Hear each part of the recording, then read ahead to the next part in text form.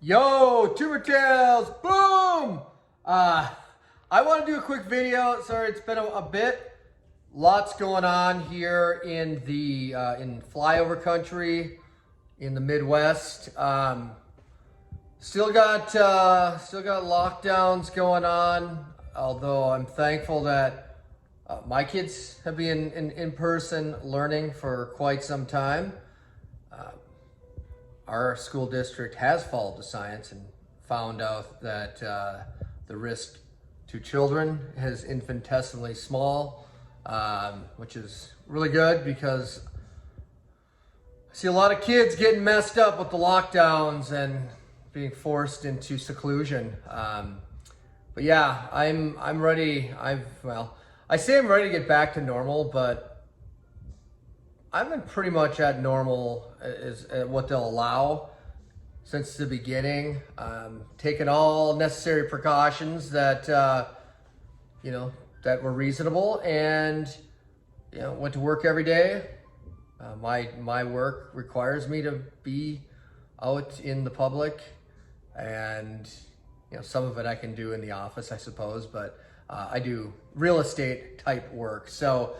But yeah, it's amazing. COVID, it's been over a year, and I don't even think about cancer anymore. All I think about is masks and what's going on with vaccines, and what's the data, what are the facts related to the vaccines. And the thing that's really got me worked up, and it really has got me worked up almost to the point of at times debilitatingly so, is all of this ridiculous level of censorship that's going on right now with people who are, most of which are rational, level-headed people who are just asking questions. And isn't that like the core of the scientific method, is to ask questions and question your outcomes and look at data, analyze the data, think about what might be influencing the results of your experiments, right? And question everything, right? Isn't that the basis of science? Look at the data and see, what could have, and what's the phrase? You cannot effectively measure something without changing the result. And then look at how news is being reported and how the stakeholders here might be stretching the truth or omission, lying through omission. So I don't know. It's got me a little bit frustrated and driving me a little crazier, because you've seen it in much of medicine over the years, where you've got standard of care, which, and this isn't, ripping on Western medicine. I know that there's tons of benefits, but if people introduce a different treatment, like say, if you're diabetic and someone says, well, okay, type 2 diabetes is insulin resistant, so let's really focus on your diet and exercise, and maybe we can actually cure people. It's kind of a first step.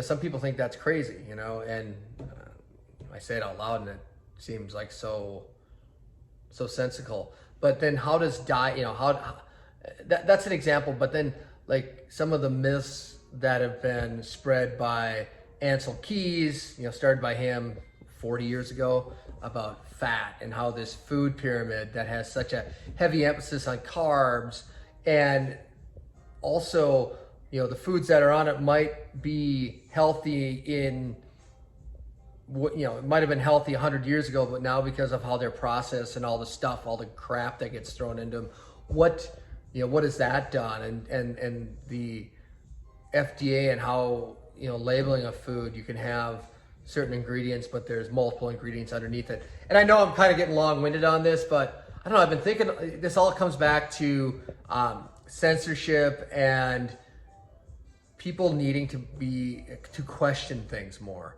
And I just am one of those guys that you know, it's good to, you know, you see things on their face, but dig a little deeper and think for yourself. There's just so many people who will not think for themselves right now. And, you know, to those people, go talk to someone that has a different point of view or disagrees with you on certain things. You know, worst case scenario, it's, you know, have a conversation, don't have a shouting match. But the worst case scenario is it's going to make you think about your own positions. And if nothing else, it might reinforce them. You might say, you know what, I believe more strongly in a point of view I have. Or what if they expose a few flaws in your reasoning and forces you to, you know, think outside of yourself a little bit. So anyway, the message today is I'm alive, I'm doing well. Haven't had an MRI since last August, so functioning great. Just got to see my brother again in Phoenix with the family, back in flyover country, and feeling great.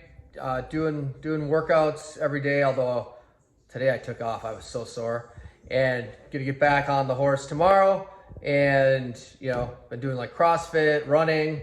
Although I find the more CrossFit I do, the worse my running is. It's just, I don't know, maybe I'm losing my slim physique here. I'm adding too much muscle. So with that, I gotta fly.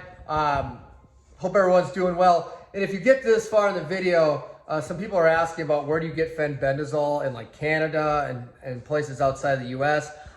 I get it on Amazon, but I don't know where, you know, what the most effective way is to get other places. But leave that in the comments, and I hope everyone has a great weekend. All right, this is Scott. Boom! I'm out of here.